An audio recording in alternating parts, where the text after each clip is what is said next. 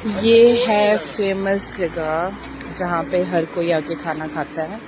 यहाँ के राजमा चावल बड़े मशहूर हैं। इधर बोलते हैं बग्गर। ये बग्गर है, असर आ गया है।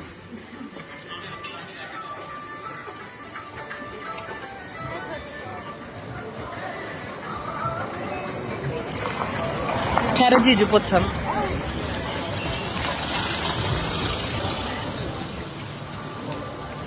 किधर जीजू? जीजू कहाँ पे? किधर?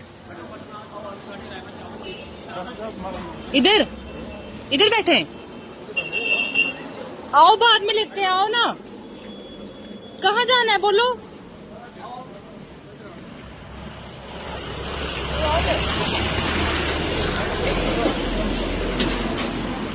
अच्छा मामा जी।